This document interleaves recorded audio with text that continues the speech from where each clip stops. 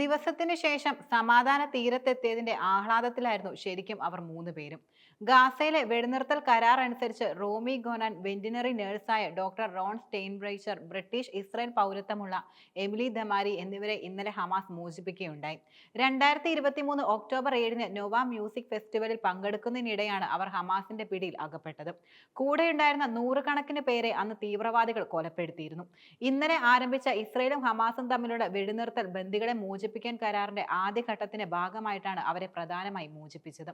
അടുത്ത 6 ആഴ്ചയ്ക്കുള്ളിൽ 33 ബന്ദികളെ മോചിപ്പിക്കുന്നതായിരിക്കും. വെന്റിനറി നേഴ്സാണ് ഡോറോൺ. ഗാസയുടെ വടക്ക് പടിഞ്ഞാറൻ അതിർത്തിക്കടുത്തുള്ള ഗിബഡ്സ് ഗഫർ ആസയിലെ അപ്പാർട്ട്മെന്റിൽ നിന്നാണ് ഹമാസ് അവരെ പ്രധാനമായും പിടികൂടിയത്. ആക്രമണം തുടങ്ങിയപ്പോൾ ഡോറോൺ വാട്സപ്പ് വഴി കുടുംബത്തെയും സുഹൃത്തുക്കളെയും വിവരം അറിയിച്ചു.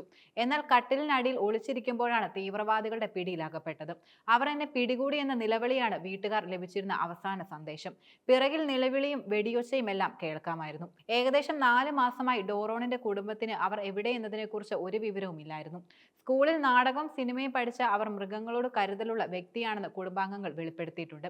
പിന്നീട് വെറ്ററിനറി നേഴ്സായി മാറുകയായിരുന്നു. വടക്കൻ ഇസ്രയേലിലെ ഗഫർ വെറാണ്ടിൻ സ്വദേശിയാണിവർ. നോവ ഫെസ്റ്റിവലിനിടെയാണ് അക്രമകാരികൾ ഇരിച്ചുകയറി ഇവരെ ആക്രമിച്ചത്. അക്രമം സംബന്ധിച്ചുള്ള സൂചനയുമായി സൈറൺ മുഴങ്ങിയപ്പോഴാണ് റോമി അവസാനം കുടുംബവുമായി സംസാരിച്ചത്. ആ കോളിനിടയിൽ വെടിയൊച്ച കേൾക്കാമായിരുന്നു. അതോടെ സംസാരം അവസാനിച്ചതായി റോമിയുടെ അമ്മ മീര ഓർത്തെടുത്തു. ഓടി രക്ഷപ്പെടാൻ ശ്രമിച്ച റോമിയെ ഹമാസ് തീവ്രവാദികൾ പിടിച്ചുകൊണ്ട് പോവുകയായിരുന്നു ചെയ്തത്. റോമിയുടെ മോചനത്തിന് സഹായം തേടി അമ്മ UN മനുഷ്യാവകാശ കൗൺസിലിനെ അഭിസംബോധന ചെയ്തിരുന്നു. മികച്ച കൊറിയോഗ്രാഫർ എന്ന നിലയിൽ വളരെ പ്രശസ്തയാണ് റോമി. എമിലെ ഗിബഡ്സ് ഗഫർ അസയിൽ നിന്നാണ് ഹമാസ് പ്രധാനമായും പിടികൂടിയത്.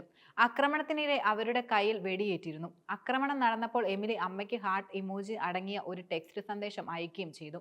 അതായിരുന്നു അവർ നൽകിയ അവസാന സന്ദേശം.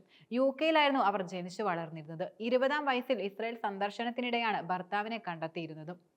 തുടർന്ന് ഇസ്രായേലിൽ താമസമാക്കി.